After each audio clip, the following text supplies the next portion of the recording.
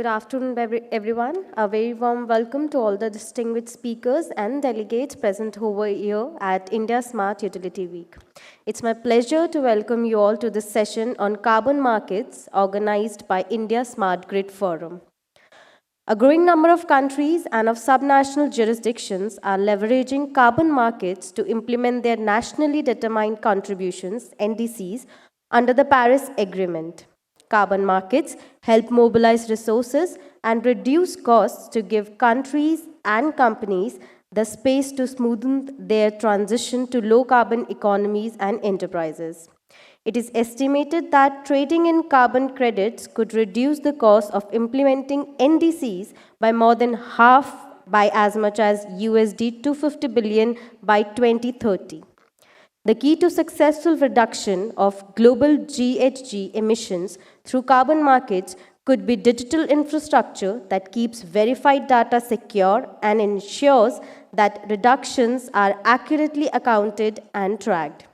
The digital infrastructure companies monitoring, reporting, and verification systems with GHG emissions and emission reductions data linked to national or international registries, recognizing the emerging need to share the experiences on implementation of emissions trading systems to date and to further promote emissions trading as a cost-effective climate policy tool policymakers.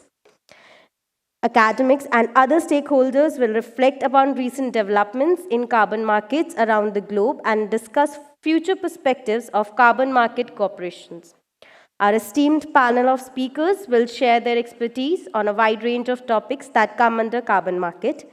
Now we'll proceed with the panel discussion. I would like to invite Mr. Murli Bagu, Laboratory Program Manager, National Renewable Energy, to moderate this session. I welcome you, sir. Now I would like to invite our esteemed speakers. Mr. Indranil Chatterjee, who is VP IEX. Welcome you to the session, sir. Now I would like to invite Mr. Manoj Kumar Singh, who is founder of Net Zero Think Private Limited. Mr. Gaurav Bhatiani, Director, Energy and Environment, RTI. Mr. Vishal Vij, Head, Renewables and New Business Solutions, Tata Power Trading Company Limited. Mr. Arindam Maitra, Associate Vice President, Larsen & Toubro. Welcome you all, sir. Now I would like to hand over to Mr. Murli Bagu to moderate this session. Thank you so much. I hope you have a wonderful session. A very good afternoon to everyone. Looks like you guys had a fire hose of information over the past 3 days, I should say, if I'm not wrong. Probably one of the last sessions here, but very burgeoning and interesting topic on carbon markets. I think as we try to tackle this particular topic, it's very interesting to see how can we get and meet to some of the renewable energy targets. And carbon markets tends to give you credit of what you're doing. I mean, we are competing with some of the traditional technologies that have been in the market for decades and probably showed the cost parity. And these new technologies like renewables, EVs, and others that are getting into the market are really struggling to show that cost parity. And I think carbon credits, carbon tax, or the carbon markets have seen all versions of this, but will certainly give good opportunity for some of these new technologies to get into the state here. I think in this particular session, we'll try to talk about some of the play in the carbon markets, especially in the Europe, American, and Asian markets, and also some of the new roadmaps to how to achieve these markets in India. I think that's one thing we'll probably actually discuss today, and also look at new machine learning, AI, and other tools for registering and reporting of these things, because I think ledgering process, blockchain, these kind of technologies are really important when it comes to identifying the right way of assigning credits to different technologies out there. We'll also touch upon some of the emerging business opportunities in carbon markets. And really look at how can this be implemented at a bigger scale. I think we'll be looking at upsyncing and reskilling and upskilling of green jobs, because certainly this has direct impacts on the jobs and economy at a bigger scale. With further ado, what I'll do is we'll probably go across the room here from our esteemed speakers, and really thank you very much for taking time to present in this particular particular panel. We'll probably give each of them close to 10 minutes so that they can share their thoughts. We want to make this as interactive as possible, so please, if you have some comments or thoughts, I would actually open up a significant time to audience to comment upon your observations and your thoughts so that we can make this as interactive as possible. With that, let me start with Gaurav Bhattani from RTI, is the Director for Energy and Environment. Please make your quick remarks here, and then we'll go down the baton here. Thank you. Good afternoon, everyone. Thank you, Chair and ISDF for giving me this opportunity. Let me begin by saying that, that India's decision to establish a carbon market, I think is a big milestone. When I think about, our journey over the last 3 decades, starting in 1991 when we decided to open our economy and establish markets, I see this, as a continuum of that journey where we believe that competition, markets have a fundamental role in how our economy is operated and how it benefits both from a growth and development perspective, but also how it provides real and tangible benefits to the customers. So from that perspective, while operationalizing a carbon market will take, fair amount of time, I do think that this is perhaps the end of that beginning of a market-oriented economy which we started 3 decades ago.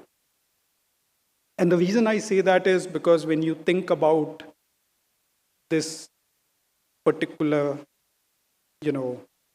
product, it's actually, when we talk about a carbon market, we are talking about a product which is actually a notional construct.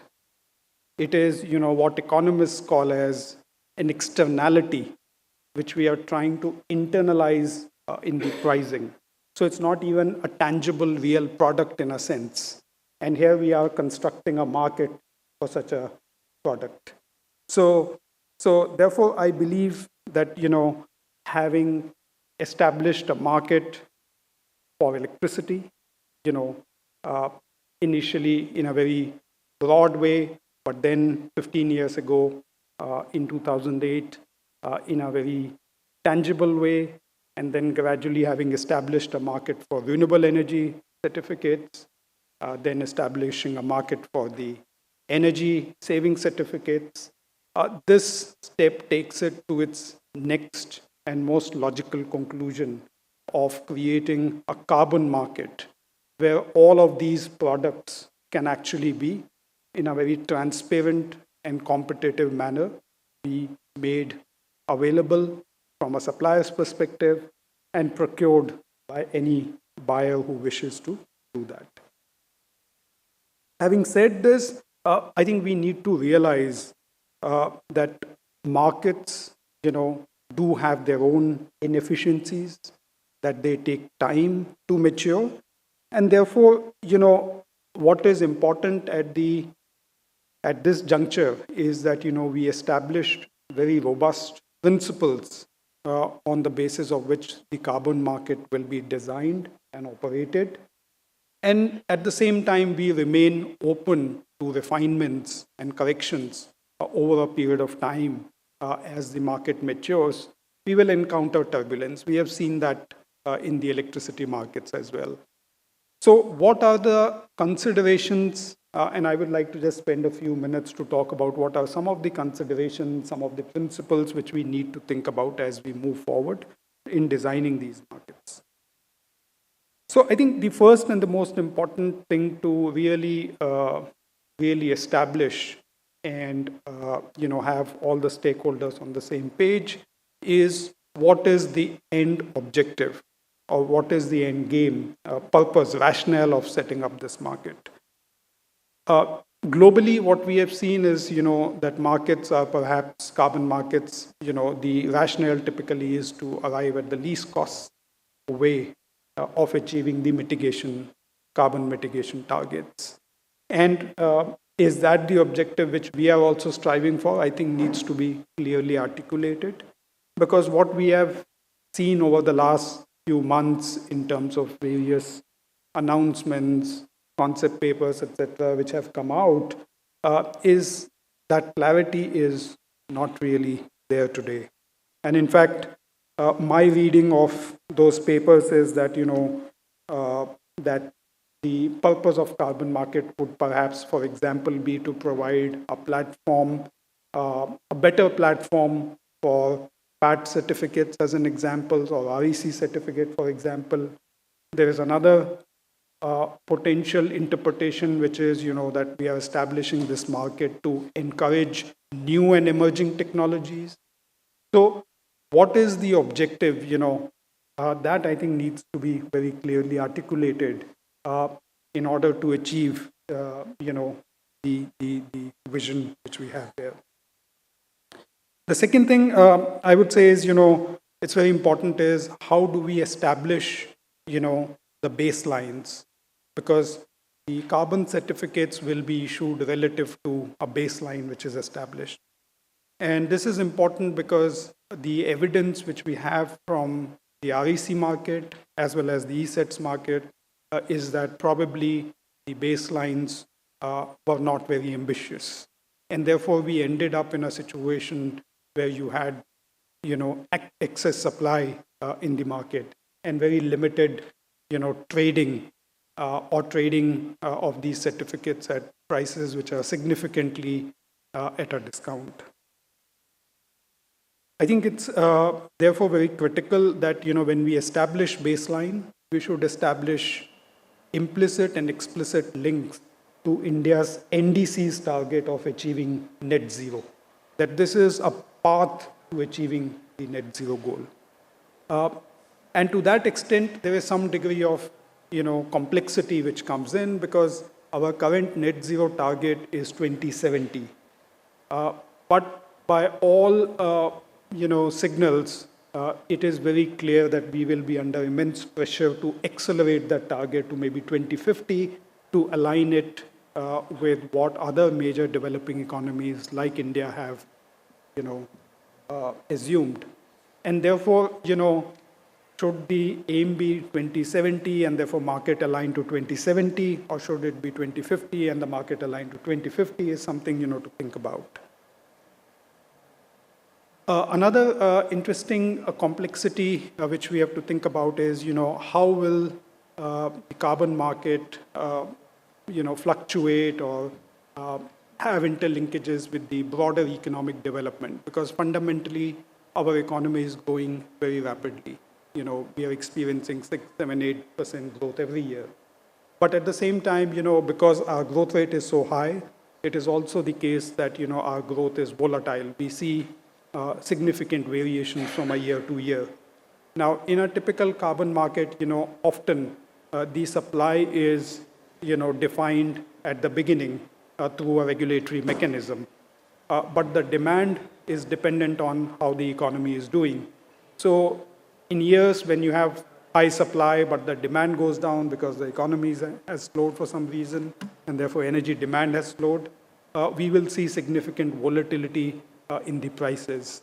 And we have seen similar volatility in prices in the electricity spot market also, where there have been years when the prices have gone up 6, 7, 8 rupees, 10 rupees. And in the other years, they have been, 2, 3 rupees. So what are the mechanisms we want to put in place to have some degree of certainty in the prices? Because that's what, will drive investment. I mentioned earlier, about technology. So one of the interpretations, and this is based on the sectors which have been notified very recently, which will be eligible, for GHG mitigation, are sectors or technologies which are yet to mature. For example, green hydrogen.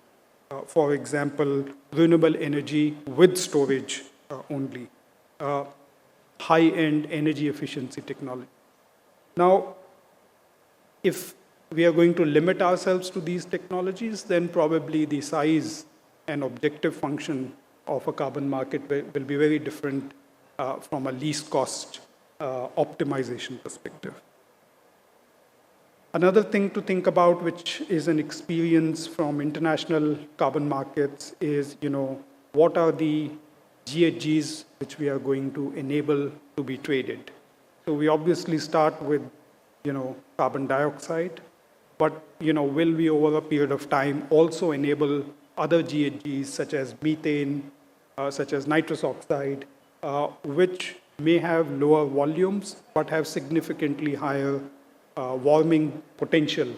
And therefore, in EU ETS, for example, they have included these high impact pollutants also over a period of time.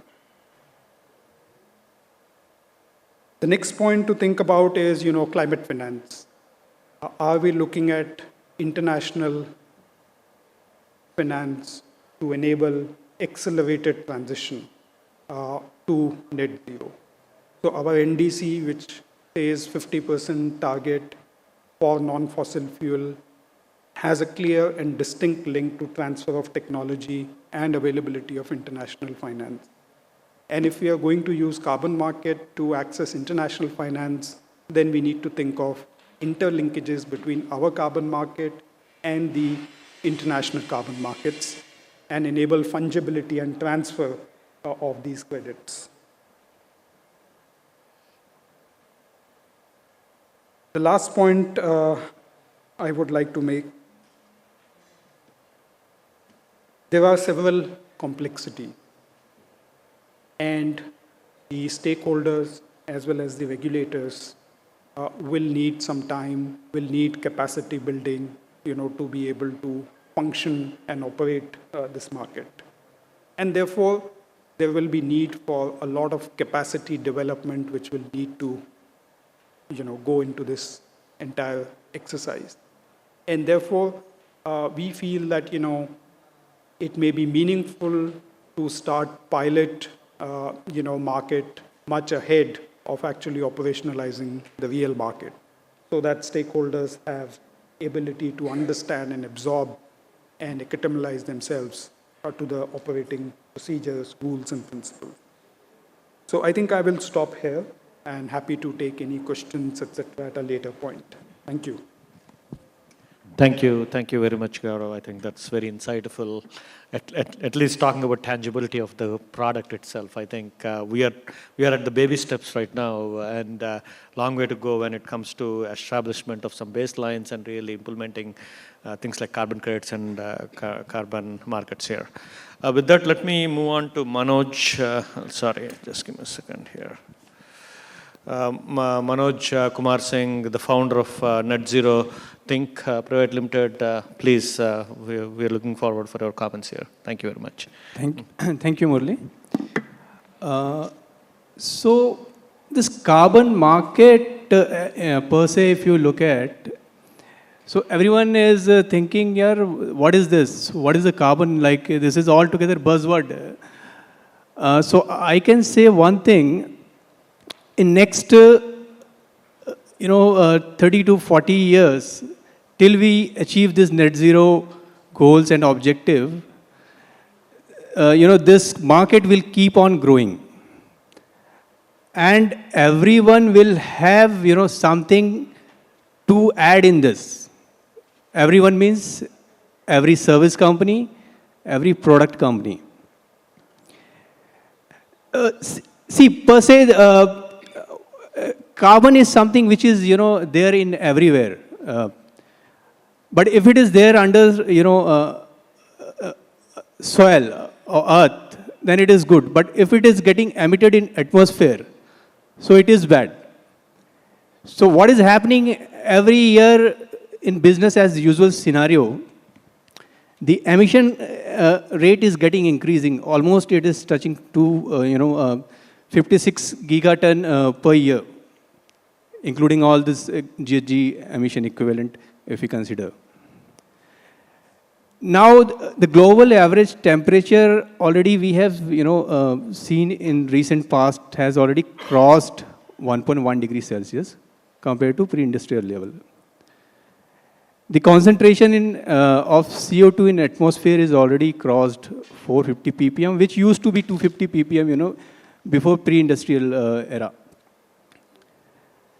So, if we look at overall the emission in atmosphere is more than 2,000 billion ton, almost 2.4 trillion right now. And Paris Agreement says we have to limit global temperature by 1.5 degrees Celsius. We have already crossed 1.1. And in business as usual scenario, if we keep on emitting that, so there is a chance we'll be crossing 1.5 by 2030, before 2030. And there are some studies which says like we have global carbon budget somewhere close to 380 gigaton left. Every year already we are crossing 50 gigaton. So within a 7 to 8 years, for 1.5 degree scenario, that budget, whatever is left, we will be exceeding that. So now there is an urgency, everyone to, do something to reduce this emission. Whatever have happened, it happened, but now we have to take action. So this carbon market is something which is creating ecosystem and incentivizing, technologies and nature-based solutions to be implemented to absorb the carbon and offset. We have to, look at it in this way, like whatever things we are using in terms of electricity, in terms of water, what is the carbon footprint of that? Or even the goods and accessories, whatever we are using. What is the carbon footprint of that? Everything is getting produced, it's having carbon footprint. And we have to, if we really wanted to do something and reduce this global warming, then we have to take action. While taking action, there is some incentive which is needed. So this carbon market is something which is creating that incentive for everyone. Do good works, take incentive. So, so this is right now from my side. Over to you, Murli. Thank you. Thank you very much, Manoj. Let me move on to Indranil Chatterjee, here sitting on my left here, who is the Vice President of Energy Exchange. Please, your quick comments here. That will be great. Thank you. Good afternoon, ladies and gentlemen. And a big thanks to ISUW for giving us at IEX an opportunity to share thoughts on the upcoming carbon market in India. While I have a very esteemed round of panelists, which includes Gaurav from the policy side, Manoj from the domain side, Arindam maybe will be talking about more on the digital MRV aspects of the things. Vishal would be talking on behalf of one of the largest RE developers in the country. I will probably try to speak on our understanding from a pure power exchange perspective. How do we see the carbon market? What are the enablements that we need if we want to create a carbon exchange in India? How that can be supported by the government and the different stakeholders. So with your permission, Murli, so what I'll do, I'll probably talk a little bit about IEX, and I'll probably try to inform the audience that how we helped shaping up the power market in India, and maybe that will sort of create a context for shaping of the carbon market in India as well. So I'll probably take 2-3 minutes on IEX. So we run a power exchange. So IEX company got incorporated in 2008. So we are a 15-year-old company. We are the only registered power exchange in the stock exchanges. So we are our stock is brought and sold into the markets. We are a regulated exchange. We are fully regulated by CERC, Central Electricity Regulatory Commission. Since inception, we have been growing at quite a decent rate. So our annual CAGR has been close to 32% and upwards on a year-on-year basis. We have a very large consumer base. So our total participant base, if today we see in the energy and power basket in India, it's close to 7,500 plus. So this consists of around 4,500 of industrial consumers, around 1,600 of renewable energy generators, 500 to 600 of conventional thermal generators, 55 plus discoms, and many other stakeholders. We run contracts at our exchange. So presently, we run close to 15 different contracts in our exchange. And these contracts all relate to the power trading that takes place at our exchange, and 2 of the contracts relate to the environmental attributes that get traded at our exchange. So different contracts, I mean products with a different time frame. So we have products that are traded a day in advance. They're called day ahead market. We have term ahead market. We have real-time market. We have longer duration contracts. So we have a number of contracts. So we manage almost a 24/7 kind of an operation here at IEX. We have been, the prices that has been discovered at our exchange are competitive. And if I try to compare it with other modes of prices, so our prices are almost 75 paisa to 1 rupee cheaper than the other modes of trading that is happening into the market. In 2020, we had our first round of diversification. So we diversified into Indian gas exchange. So that is the only gas exchange that is trading in India. Now, that's about IEX. So now, what exchanges bring to the market? Without exchange also a market can run, a power market, a carbon market, a gas market, everything can run. But what exchanges bring to the market? So firstly, what exchanges bring to the market is competitiveness. So we have a large pool of people participating in the market where buyers are coming in, sellers are coming in. There's a price matching that is taking place. The trades are executed. So we try to bring a lot of competitiveness into the market. Second, very important part of a trade is the financial settlement. So if you are a seller, so you should be assured of getting your money. And if you're a buyer, you should be assured of getting your supply for which you have paid for. So both the financial and physical settlement. These 2 forms a very crucial backbone that the exchange provides to any market. Third, very important part that exchange brings in is transparency. So what do I mean by transparency? So if you look into our site or our database, you'll see it's a public database. You'll see that there is a price curve that is being displayed every day. So that tells if there is a buyer who has put your bid on this price, there is a seller who has put in this price, and there is an inflection point between the buying and selling, the supply and demand at which the price discovery has taken place. So that is the kind of transparency that an exchange brings to the market. We also work towards market making.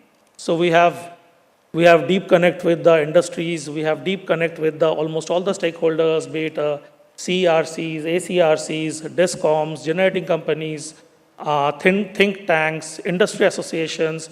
We try to do a lot of thought leadership activity. We try to develop the market. The exchanges try to develop the market. We also try to create standardization in contracts, which is very important. So you deal in specific set of products. Rather than trading and dealing in all and sundry, whatever there is available, you deal in specific set of products. That is what exchanges try to do.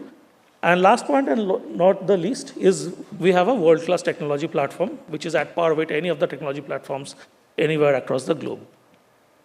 Now, given that, if we intend to set up a carbon market in India, so there are certain specific asks that we should be asking ourselves. And these are purely coming from an exchange perspective.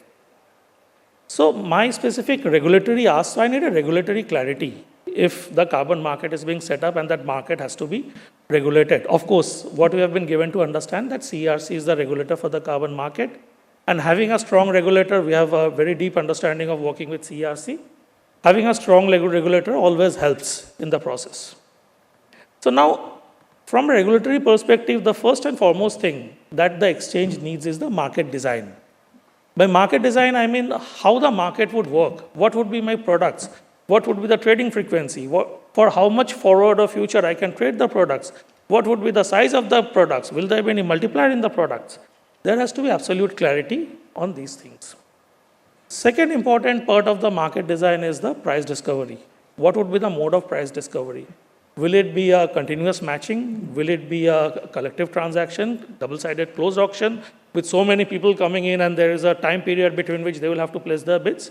So there has to be regulatory clarity from those aspects as well. And very importantly is the financial and physical settlement of the products. The participants needs to be very sure and certain about the delivery of the products, the one who is buying, and the seller has to be very sure and certain about his sales proceeds. That should be coming to him in correct time. Another important aspect that is the requirement from the exchange perspective is the standardization of the product. Now, whatever limited understanding of the carbon market that we have, and maybe the panel would be in a more better position to speak on that. Carbon projects, each of the carbon project is a product by itself. So we have seen buyers coming into the market and they are seeking, I need a cook stove project based out of sub-Saharan Africa having a vintage of 2016 to 2019. So the more these kind of requests come, the more these kind of products come, the more it will be fragmenting, cutting the markets. So we'll be operating very small markets without any liquidity in any of the markets. So what we would seek from the regulator is standardization, maybe 2, 3, 4 definitive products. This is my A class of product, maybe renewable, B class of product, maybe cook stove, C class of product, maybe nature, D class of product, maybe something else. So there has to be very sure and certain standardization because exchange needs liquidity. Any market needs liquidity to function if a proper market has to happen. Third important point is, again, whatever we have seen through our global experience and understanding, like all that we have seen, is there are position takers, there are hedgers, people who are retrading the products. Does the government, in its larger scheme of things, have plans for something like that? Because if a retrader comes in between, then the question comes in, who would be the regulator? Will CRC remain the regulator or since somebody is taking a position, then the onus goes to SEBI to be the regulator. Then who would be the regulator? Who would be supporting the market? And again, if it is a retrading, then will it be a national level retrading or an international level retrading? So all these regulatory clarities needs to be in place. From the institutional side also, I think we should seek some of the clarities before we get into the carbon market, carbon exchange, launching a very vibrant carbon market. First of all, creating the standards. So there has to be bodies in place who would be creating the standards for registration of projects.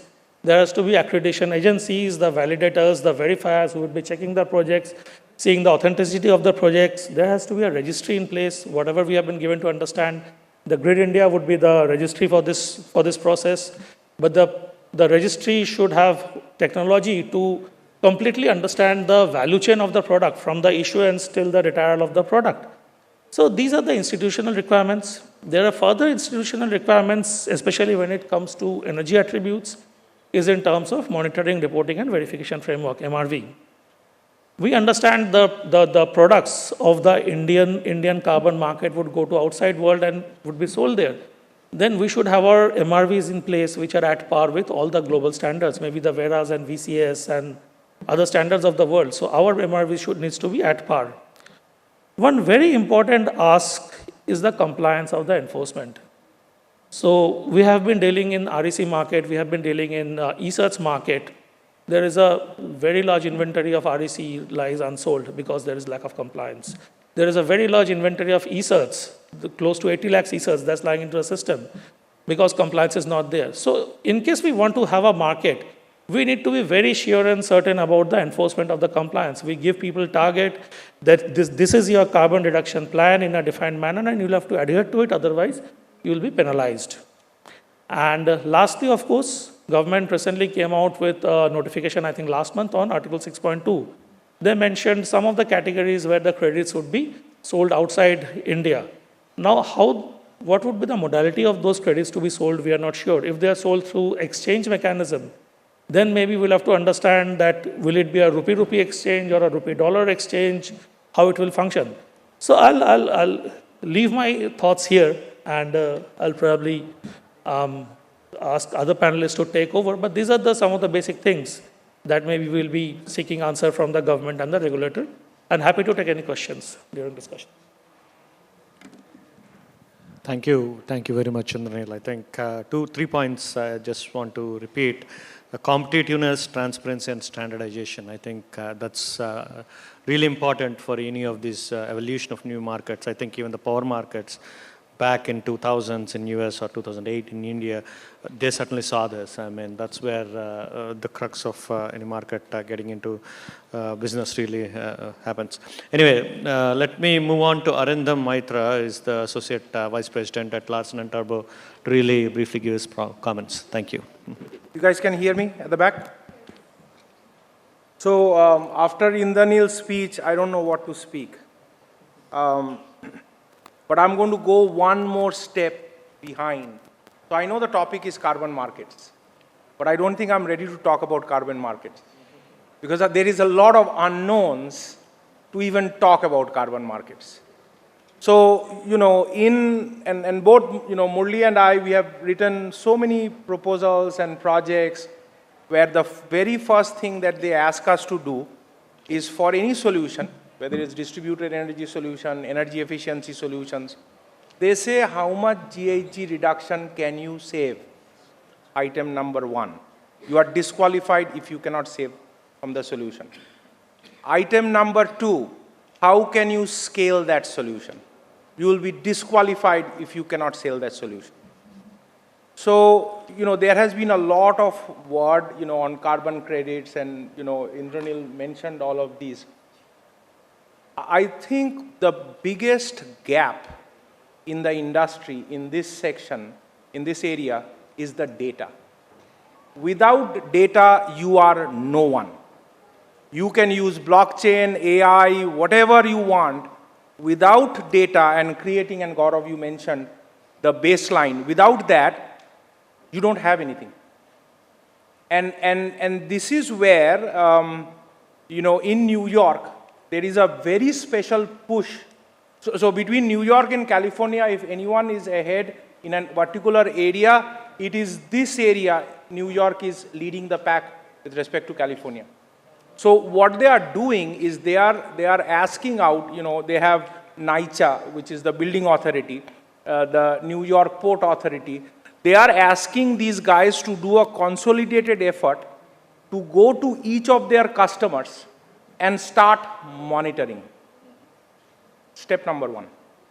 And you know, Indranil, you mentioned about the standard.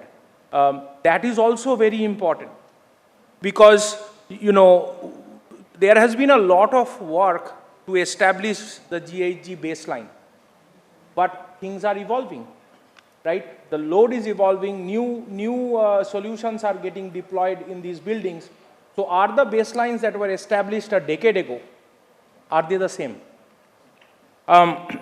Second is, in order for you to quantify or get to that carbon market discussion, you really have to do it from a bottoms up, building level performance.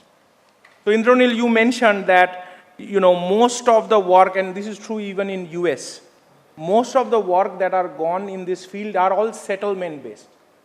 Now think about it this. I am going to a grocery store and they want to do decarbonization and sustainability. And I'm telling them, hey, I'm going to give you this GHG benefit, you know, carbon credit, so and so, but it is going to be settlement based. Right there you have lost the audience. Because what is the performance matrix that you are going to use to evaluate the money that either they or government is going to spend to reduce the GHG emission? So the gap is to enable transition from settlement-based matrix to performance-based matrix. Another thing that I wanted to point out, and you know, we have done a few of these studies we have started doing in New York. Half of the New York's total electricity demand in building is used for services for which electricity is the most dominant source. That's very important. Because that's how you start quantifying, right, from the data. And then over 70% of the New York GHG emission comes from buildings. So this is even more that you have to start at the building level quantification, real-time data. But now, if you start talking about monitoring, measurement, reporting, verification, there is no automated process as of today. We call this loosely as measurement and verification, MNV. Now, MNV is not the same as MMRV that we are talking about. So that is one gap. Then there is what you said, there are lack of standards in tracking GHG emission. That is also very critical, right? So, and these standards, because there are methods for energy-based GHG emission and non-energy-based GHG emission. So when you are doing this for buildings, you have to do both, depending on the type of building, right? So the standards don't exist right now. Scalability. If you are doing it for one type of building, how do you develop this process and scale it for other buildings? There is a gap in the industry there. Then, most important thing, now I'm slowly inching my way into the market. Value. How do you create a value? So this is where, I guess, using the data, capturing the baseline, understanding the baseline, and then understanding how this can be used to monetize and develop carbon credit is where we are heading. But there is no process in place right now to kind of, enable this. And no one is doing 100% digital MMRV that generates carbon credit solution that is then interfaced with registries, because all the registries are analog. So you have stopped me from going into carbon markets before we solve all these problems. But I think, kidding aside, jokes aside, this is a huge thing because, like in US, and I'm not going to put any numbers anymore. I've talked too many about numbers in Rish and Ravi's meetings. There is a lot of money that is getting spent and will be spent. This is the fundamental piece of figuring out, because if you don't have a way to get the baseline, the real-time data, and then monetize, then the market piece gets enabled. So I feel like even in US, Indranil, we are almost a year behind to get up to this. There is a lot of activities, but these activities are pretty dispersed. And I feel like, the registry, making the registries digital, getting the real-time data, developing these aggregations of different customer segments is what is going to help us towards the, carbon market solution. That's all I have. Thank you. Thank you. Thank you very much, Arindam. Actually, you bring up a very good point that people are using carbon credits in US. I think many of the 100% renewable energy goals and targets, meeting them is using these carbon energy markets. The reason I'm bringing that up is trying to create value. I mean, there are cases where you can't get to 100% renewables. Can we offset some of the difference using credits? That's one way of looking at it. Unfortunately, there are locations where you can't do it, but there are locations where you can do it. I mean, emergency services and things, we have to have it with very high redundancy, and that's where people can probably think about how to buying carbon credits will help them solve the puzzle in a bigger way. I really like your comments on savings, data, scalability, quantification, and tracking emissions. I think great points. All of them. I think we are probably writing a book of how to do this. So those are all great points. Thank you. With that, let me move on to the last speaker here, last but not the least, I should say, Vishal, Mr. Vishal, he is the head renewables and new business solutions at Tata Power Trading Company Limited. Happy to hear your comments. Thank you. Good evening, everyone. And I thank all my distinguished speakers who have given the perspective on how the market is moving, why the market is moving, what is the institutional framework that is required to establish a carbon market, and how it should flourish in the later course of, the years to come. Exchange has, put in the value about the transparency and the technology front, which is required, which is very much required for getting these emissions in line and, getting these things offset for the end buyers. making the transparent pricing available for the buyers as well as the sellers. Technology and from the data perspective, yes. So the baseline, until unless the baseline is not there, you cannot actually establish that what I need to do and how to commit to my net zero goals, how to meet my RE100 commitments. So putting all those blocks together, so I'm from a trading company. We day in, day out interact with a lot of C&I consumers. So there are certain examples which I would first like to state. There was a customer, industrial customer of 1 megawatt based out in UP. He contacted us and he told that I want to buy IRECs. So there was another example I would like to quote again. There was one industrial consumer in Haryana. He told I want to buy one REC, only one. So there was a EV fleet, people who came to us that I want to buy renewable power at a premium. What did you do, embrace and kiss him? No, we got it, traded for them because we are traders. We have to, comply with all of those things. So gradually, we were as clueless as most of the guys in the power sector. I would only say the power sector because we come from the power fraternity. So we all of a sudden started thinking that what exactly is happening. There is a change which is going on and we were not able to find the nerve. What is actually inducing this change and why this change is happening?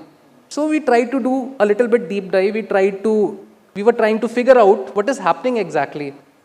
So these industrial clients are actually the suppliers to large corporates outside India.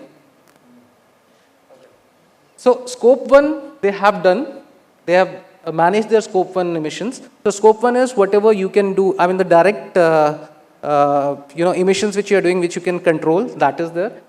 The indirect is scope 2 and scope 3. So scope 2 also they have been able to manage, but scope 3, now that pressure is gradually coming on to the industrial consumers there in India who are supplying, equipments outside India, that you also need to be net zero. So those guys were puzzled. So we went for an interaction. They had a huge Excel sheet in front of them, which was shared by the parent company. See, this is a scope 1, this is scope 2, this is scope 3. What to do about it? So we told them, share the Excel sheet first with us. Let us go work on the data. Now again, when we saw that these guys are actually willing to pay premium, they want to incur cost. So why? Because the cost of a carbon offset is loosely priced and is the most cheaply available mechanism to be traded from India. India is the mass supplier of carbon offsets, IRECs, e-certs, everything. So exchange also, like Indranil ji was telling that there is a lot abundant RECs, e-certs which are available right now. So this scrap and trade mechanism and the trading, in a nutshell, the things are being rolled out in India. They have certain kind of similarities with the outside world, but it is now flowing in. Now RE100, it's also an interesting concept. For the RE100 commitments, even Tata is also committed to RE100. Tata wants to be net zero and RE100 by 2050. So the basic problem behind going RE100 is that the RE generation and the demand profiles of the customers are never the same.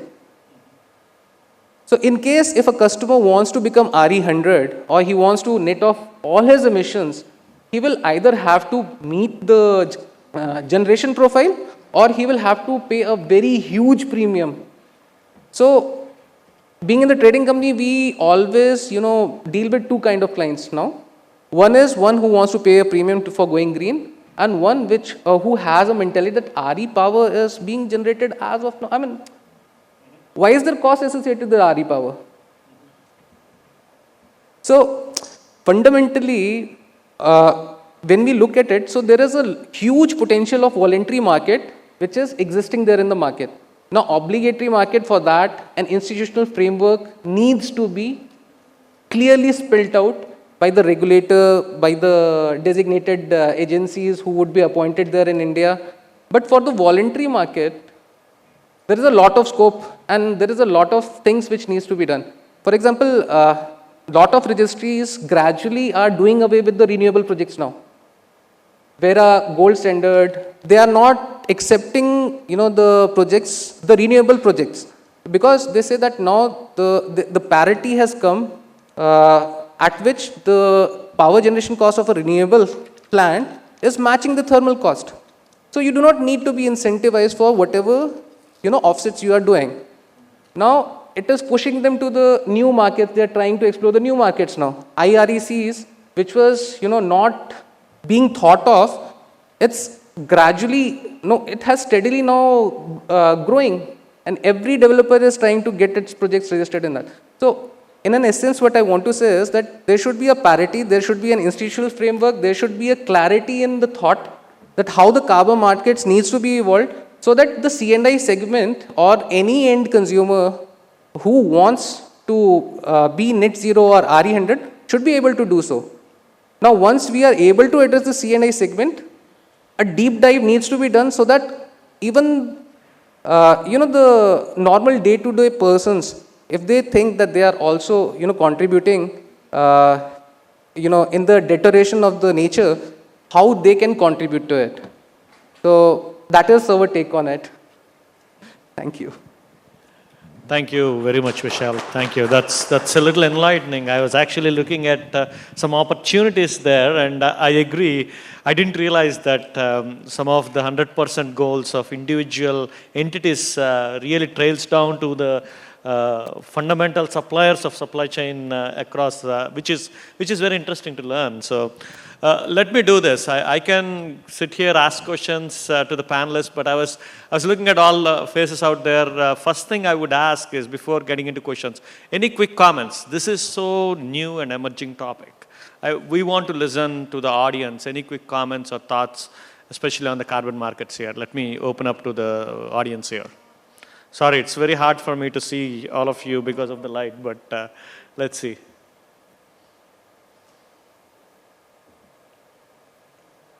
Not really, huh?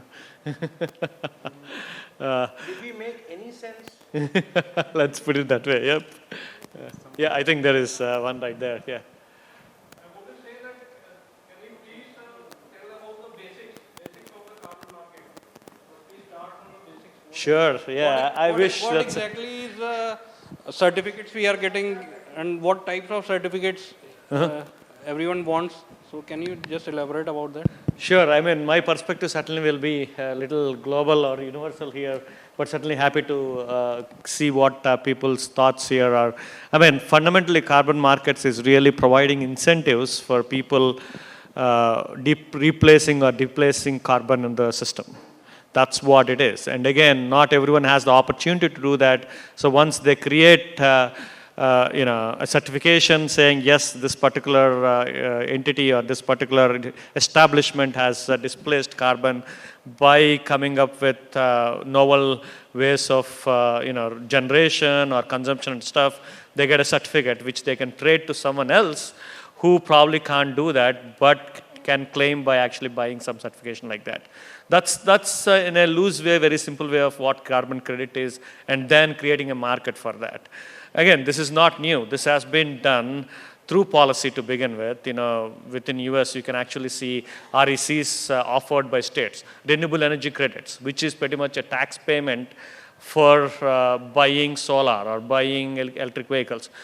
It has been done, so that's one way of implementing it, but really creating a market so that it's competitive enough and more standardized is what we are referring to when it comes to carbon markets. Let me look at my esteemed panelists to see any comments or any thoughts that you would like to add there. Yeah, so just adding to this, so just for layman, who doesn't understand this, first listening. So carbon credit is basically given for if you are reducing emissions by 1 ton, then you'll be getting 1 carbon credit. Okay, this is just general thing. So if whatever way you are reducing the emissions, that process and then quantification, whatever, how much you have reduced, that you need to, monitor and then document. And then there are certain bodies who register, who actually, certify that whatever things you have done, it is as per the accepted methodology of certain registry body. And then they issue some certificates. For 1 ton, they issue one carbon credit certificate. Okay, and that certificate is something which you can sell to whoever is interested to buy that certificate to offset their emissions, whatever they are polluting. So as I initially mentioned, we have limited carbon budget. And carbon budget means as our atmosphere temperature is increasing, global warming, I believe most of the people will be aware here. So we are facing lots of climatic issues, cyclones, typhoons, extreme weather events. So these things are happening because of the concentration of this carbon is increasing in atmosphere. And with that, temperature, of surface temperature is keep on increasing. So this carbon credit is basically not new things. It started, in Kyoto, it started in 1990s, when Kyoto Protocol came into the picture. Mm-hmm. And then they recommended, why not to develop certain framework where whoever is doing carbon reduction by whatever the processes they are implementing, incentivize them, and whoever is polluting, penalize them. Mm-hmm. So like that, these all things get started. Now thing has become very severe. You might see February month in Delhi, temperature is exceeding 31, 32 degrees Celsius, which never used to be. We have seen extreme, rainfall in Mumbai and other areas, and which normally it doesn't used to be earlier. So we have to take immediate action. So now at global level, ETS and some frameworks getting started where, trading is happening, people, industries are, reducing their emissions, and whoever doesn't do, they are, purchasing these credits, and all those things are happening. Similar things now, India also wanted to start here. If you ask, today we have almost 1/3 of countries who have, some emission trading system in place globally. Some sort of emission trading is happening there. So India is also now going, in that direction to create that system. Because it is very, very important now, not for only businesses, but for as an individual human being also, to sustain in the, these extreme things. That's why this carbon credit is very important. And the value of this credit will keep on increasing over the period of time. So it will be one of the commodity which you can, use, like we have share markets, share prices. Mm-hmm. It's a similar sort of thing which you can use, to sell in market what this PXIL and IEX, these people are creating, and you can monetize that. Mm-hmm. So just basic, from my side. Yeah. Yeah, I think getting paid for doing good. Let's put it that way. But yeah. Go ahead. Yeah. I think just a couple of points I wanted to add. Number one, in the Indian context, what kind of activities will be eligible to allow certificates to be generated is yet to be decided. So there are different, activities. You can produce renewable energy, for example, or you can save energy through energy efficiency, or you can potentially, do other things. So which of these activities will be eligible to generate certificates is yet to be determined. We have just, now recently passed the law to set up the market, and the market will come up and you will get to know which are the activities which are able to do it. The second point, I think, which I will slightly differ from Manoj, is that, that these certificates, I would not assume that, prices will keep going up all the time. The price of such a certificate will fundamentally depend on what is the marginal cost of reducing 1 ton of carbon. And therefore, if the technology matures and we find better ways of reducing carbon, for example, in future, which are at a lower end of the cost, then it is very, very likely, and that is the hope that, as technology matures, we will be able to, more efficiently, quickly reduce the carbon emissions. So the entire perspective here is that, as Manoj also said, we are facing a potentially catastrophic situation. And through market, we want to catalyze innovation, which will enable new technologies, new solutions to come on the table. And certainly the idea is, because if the cost is onerous, ultimately all the costs will be borne by us as a society and consumers. So it is not something, which is going to be inexpensive proposition as an economy. And therefore, the hope is that, it will not result in a situation where our growth or development is impacted. Thank you. Thank you. Thank you very much. I have a question. Hello. I think there was one right here. Yeah, go ahead. Yeah. I am from KIGG UK, and we were earlier the carbon consultants. And about 10 years back... Can you keep the mic a little closer? I mean, it's yeah. About 10 years back, we used to give consulting to a lot of solar companies for offsetting the carbon. We started at a price when the carbon credits were about $17. And when we exited the business, they were worth pennies. So what really happened was, we made the money as a consultant, but whosoever put the plant, they didn't get any. So there is a tremendous amount of skepticism. Most of these carbon markets are driven by policy. They are not percolated down to the actual implementation issues, and people look at it as a sin money. So you think this time it will be any different? No, that's actually a very good point. I think most of this are driven by policy as we speak right now, not really competitive enough to make money. I mean, you're absolutely right. Some of these mechanisms need to mature enough to get to that level. So let me see if any of my panelists here have any quick comments there, but yeah. Whatever you have told is absolutely correct, but today the way things are shaping now, even in the SECI tenders, who are participating, they're factoring in that they would be able to earn revenue by the carbon offset.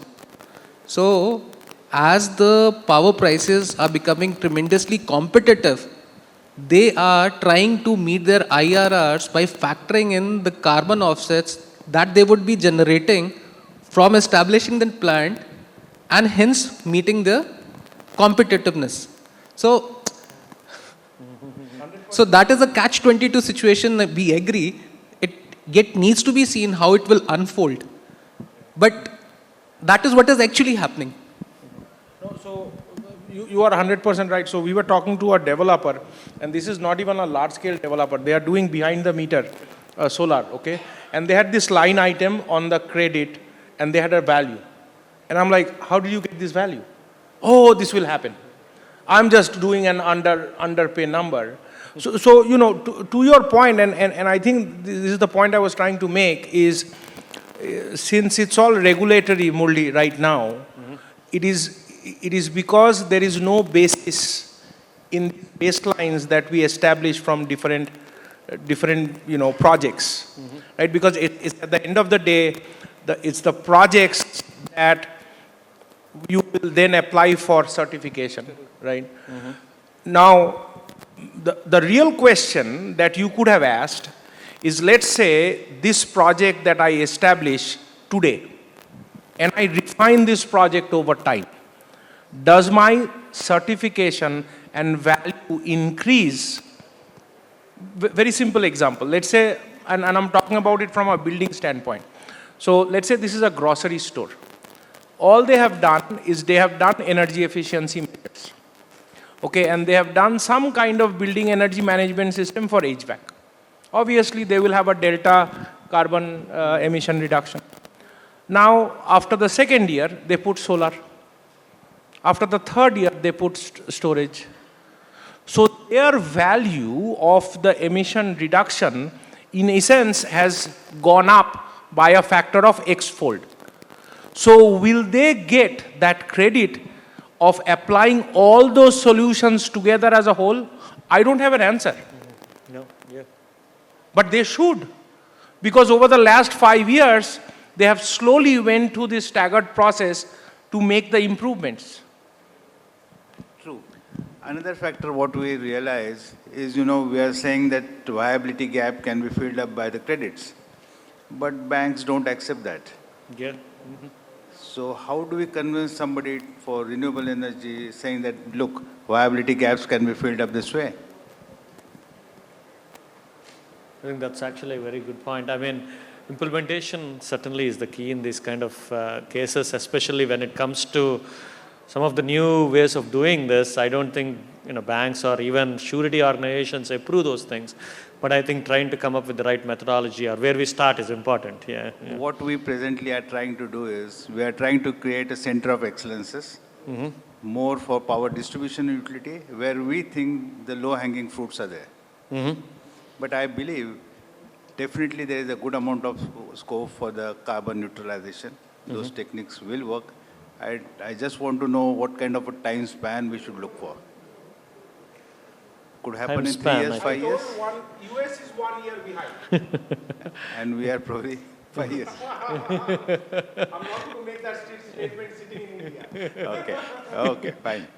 No, I'll probably try to bring another. So the perspective that we are getting from the government is we'll probably have a carbon market, the voluntary offset carbon market in place in India by the end of this year. I think that is what BEE is talking about. So the markets would be started to shape up from June, July onwards. And by the end of this year, we might start seeing trading in the exchanges. Let's hope I for think the best. there is a phased plan, which is there in the concept paper which the Bureau of Energy Efficiency has put out. So I would encourage you to take a look at that paper. Beyond that paper, I think we are all making wild guesses, so I would not hazard a guess. But there is a phased plan which they have put out. And certainly the hope is that maybe they can accelerate that plan. But it remains to be seen on the balance of things, because you also don't want to start up something which encounters a lot of implementational challenges as soon as you start. Thank you. I saw some questions. We'll get to you, but yeah, some question there, and I think we'll get to you next. Thank you. Go ahead. Hello. So, entire idea about carbon credits is connected with the climate change, right? So, carbon credits can be earned by saving energy and reducing the emission in the environment. So can these carbon credits also be earned by removing carbon from the environment, like planting more trees or something like that? Is there something like that? Yeah, it is there. So there are certain, mechanisms under that. If you forest work and all you are doing, foresting and all, so you can register those projects also, under that category, and you will be getting the certificates. So because, and this is the question why I'm asking, because India is basically more of an agriculture-based country, and a lot of agricultural like crops and everything are growing across various parts of the country. So can the carbon credits also be earned by the farmers? Yeah, there is a huge potential now. There are certain registry body which allows, farming activities also to be considered for a carbon credit. So there is a huge potential where our farmers also can generate, lots of carbon credit. But unfortunately, here the thing is we have small land packets. So there we need to, aggregate small packets and make, one cluster. And then we can go for, carbon credit benefits. But the technology and some other measures also need to be taken for reducing this methane emission and, nitrous oxide and other stuffs. That need to be implemented, but there is a good scope. Almost, if I give you some numbers, rough numbers, so like per hectare, we can generate almost 3 to 5, credits per year. This is a potential. Okay, thank you. Yeah. Yeah, one thing I would add to that is, again, the catch is agricultural sector actually emits close to 20 to 25% of GHG gases, not carbon dioxide, but methane is one of the key ones that agricultural sector actually emits.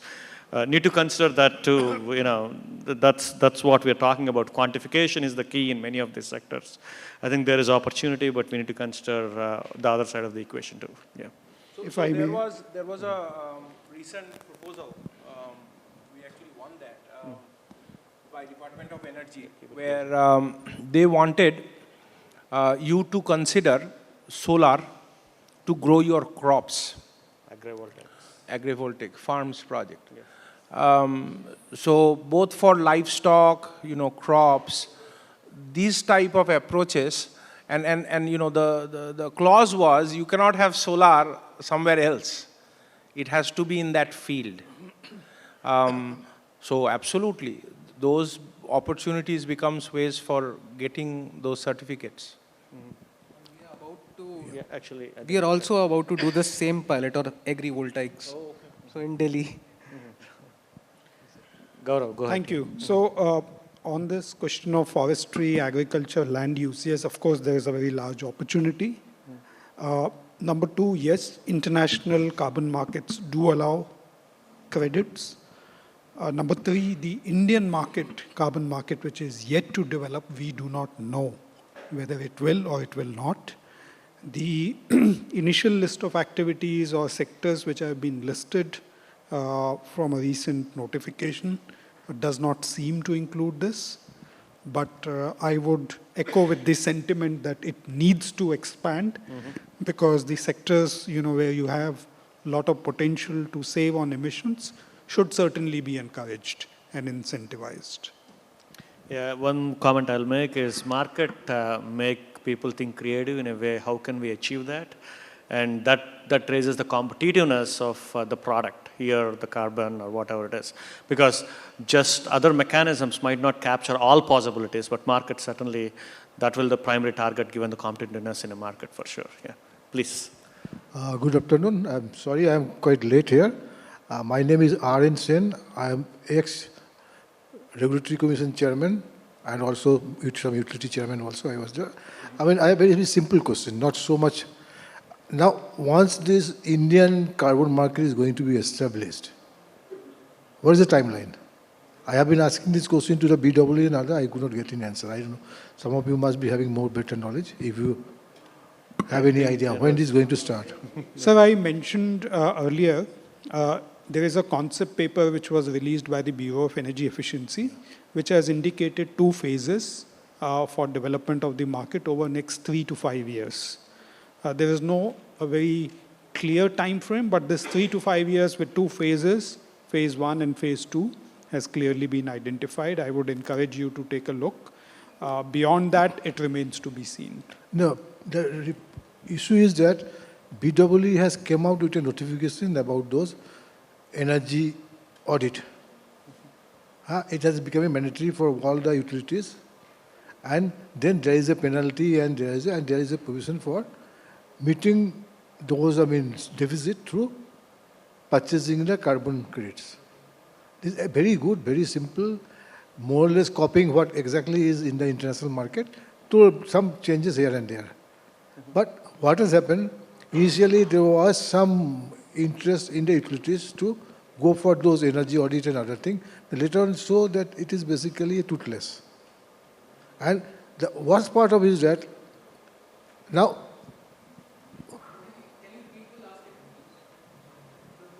BEE has come out about 7-8 years before. They come out with a notification that utilities will have to go through the energy audit. By checking their heat rate, auxiliary oil, all those blah, blah, blah, a whole lot of things. And based on that, they will evaluate whether they are performing as per the design or design minus whatever is allowed because of the deterioration in the aging factor, all those things. If they don't do it, then there will be a penalty which they have to fulfill through purchase of carbon credit, which will be available in the market. Carbon credits, it will be e-certs. So what you are talking, sir, I'm telling carbon credit because it is, you all understand carbon credit very well. The now name may be different. Yes, yes, absolutely. Basically, e-search and carbon credit is the same thing. The two different names are only used. Now, what happened? More than 7 or 8 years, maybe much more. That time I was in NTPC. I was a generator. Subsequently, from generator, I became a regulator. I became more than 10-15 years have passed.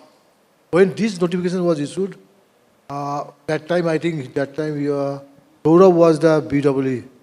And after that, a lot of people came. Now, somebody else. I don't find any movement in that. And in the process, what happened? All those things have become defunct. I don't know whether it is going to come up or not. Now, the next question is that, now once the industry who have gone through the process, they have been able to demonstrate, they have really improved their performance from what they were.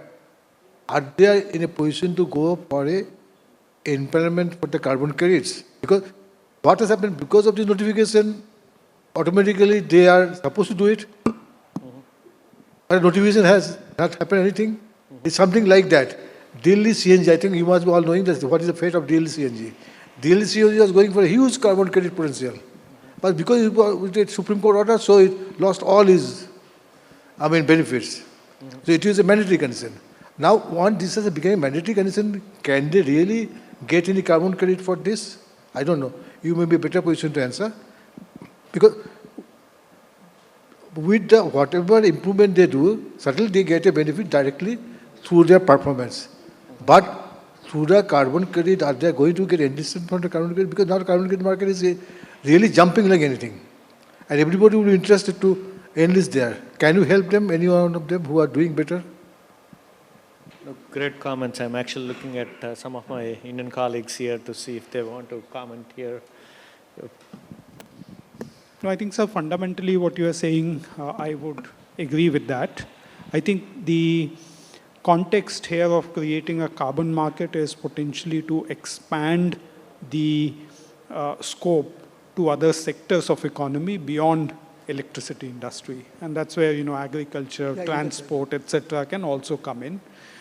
In terms of what you said, whether, some of those instruments and policies or regulations were really effective or not, I would only say that, regulatory impact assessment of those policies should be done before you start implementing new ones. And I would agree there with you that we need to see what we created, whether it's working or not. So that is not the issue. I am also not saying whether it is effective or not. I am saying once this notification has come, this is basically debarring all those generators who could have otherwise gone to the carbon market. They are not getting this chance to going to the carbon market. Is there any chance of taking them to carbon market? Because these regulations become defect, because toothless. Actually, what I understand now, just notification has come from Ministry for Energy Conservation, where they are talking about this. So groundwork need to be started now. Sector-specific targets also need to be fixed. So this is also another thing. For example, thermal power plant or steel or cement or hard to abate sectors are there. So for them also specific target need to be fixed. Then slowly, I believe things will get evolving and all. Sorry, I'm to disturb you. I am not really getting into all nitty-gritty of it. I am only a very simple question, because it is still not a effective, what you call regulation or direction, what it may be. But in the absence of this, can the generator or the people who are improving the efficiency, can they go to international market for getting enlisted for the carbon credit or not? Yeah, they can go. There is a voluntary market there, and that international markets are there. They can, trade their. Trade first. They should have a carbon credit first, huh? Pardon? First, they have to get them enlisted, get it ratified, get the carbon credit for the whatever they are saving. So, in the first stage itself, it is there is a block because it is there whatever they are doing because of there is a notification what the government of India through BEE. There is a regulation, so they are basically doing whatever is basically the notification, not because of voluntary they are not doing it.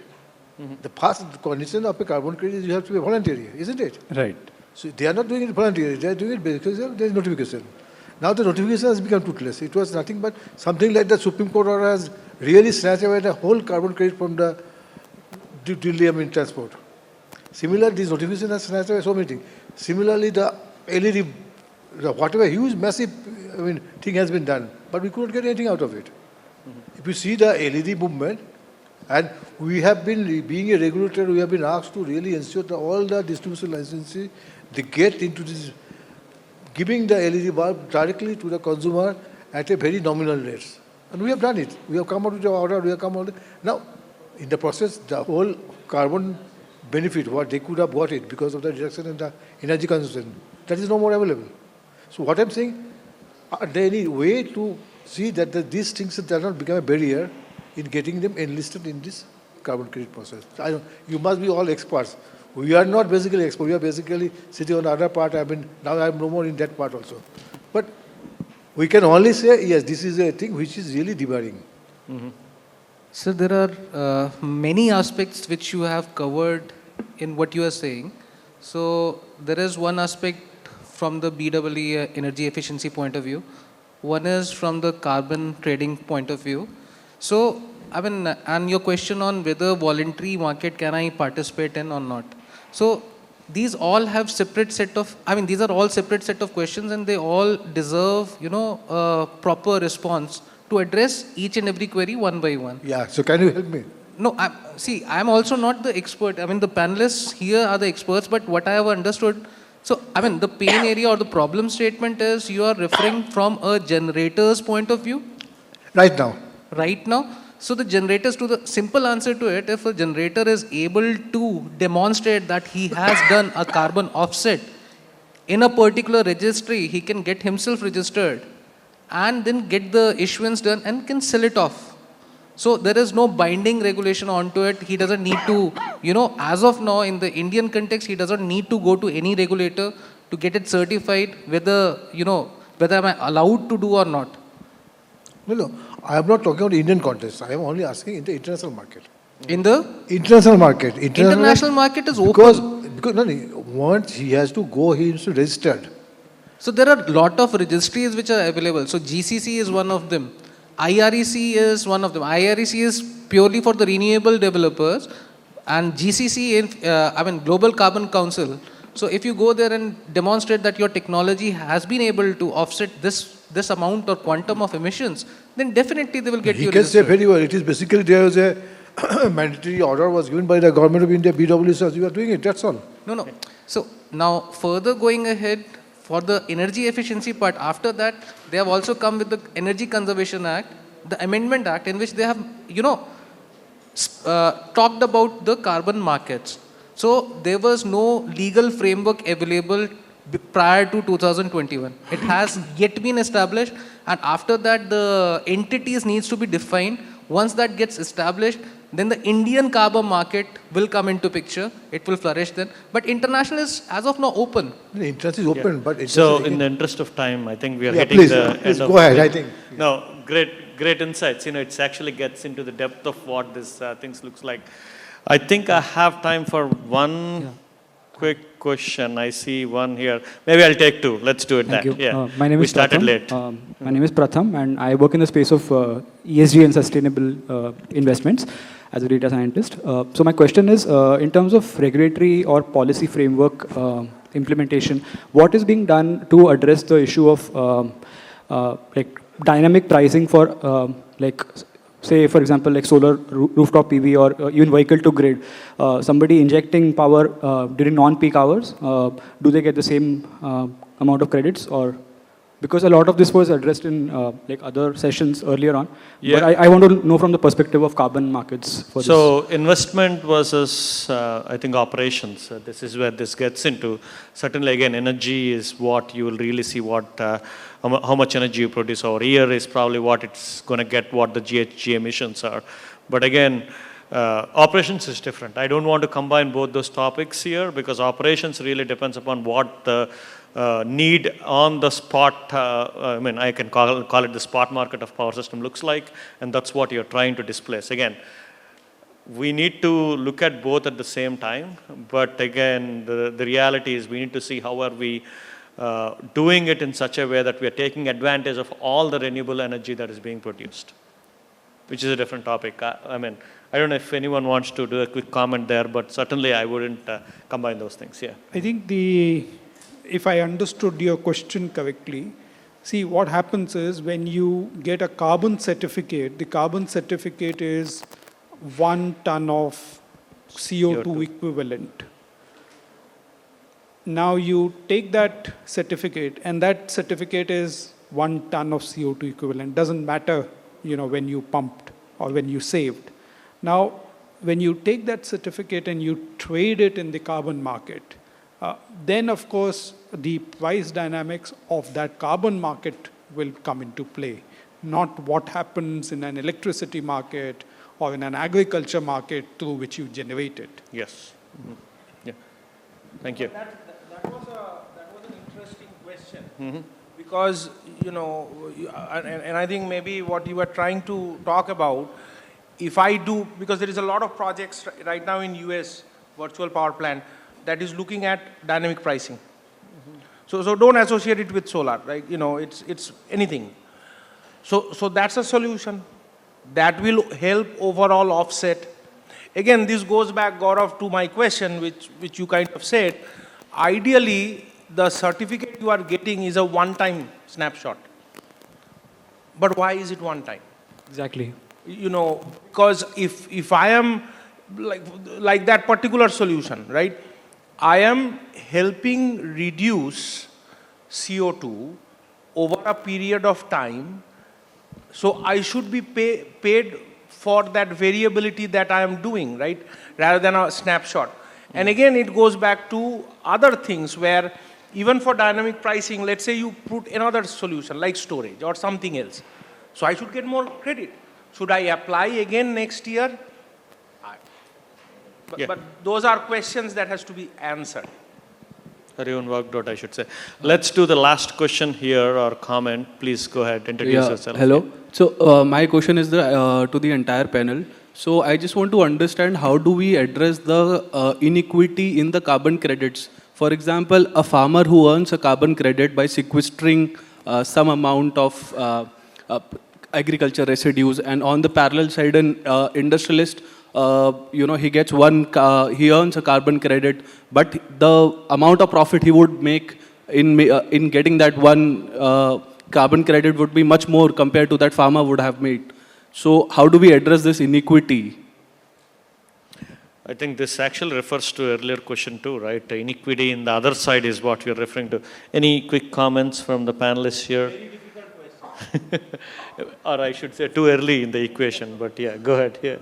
No, I think it's a very important question, but my submission is that, it's a question which is more socio-political in nature rather than carbon market, because, the way typically we design markets are to achieve economic efficiency.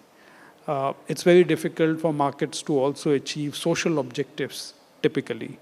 So, the point there being that, for example, through the market, a farmer would also get exactly the same amount, but the government can step in and say, on top of what you get from the market, we will also give you an additional X amount or X percentage.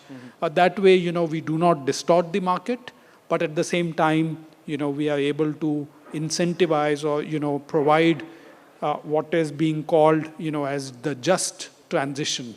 So we have to transit to this net zero. How do you make a just transition? So those who are underprivileged, those who are having more difficult circumstances need to be supported. But at the same time, we don't want to distort the markets.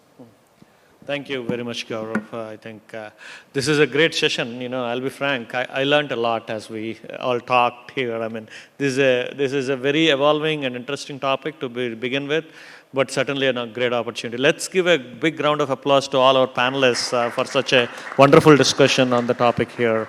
And really appreciate all of you attending this, one of the last sessions of the ISGF, but hopefully you have learned something as we did this. Thank you. Thank you, everyone, for an insightful session.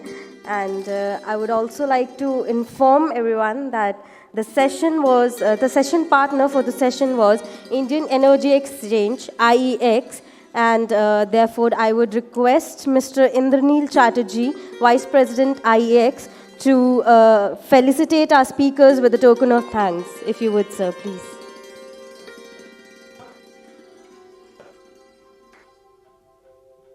Now I request Mr. Gaurav Bhatani, Director Energy and Environment, RTI, to please come forward, sir.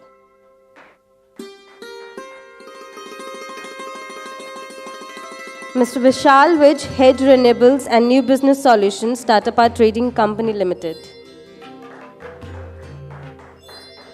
Mr. Indreem Mehta, Associate Vice President, Larsen & Toubro.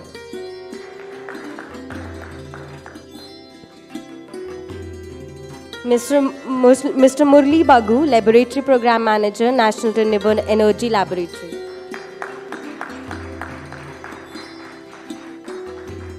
Thank you, sir. Now, I would request Mr. Murli to please felicitate our Indranil Chatterjee, sir, with the token of thanks.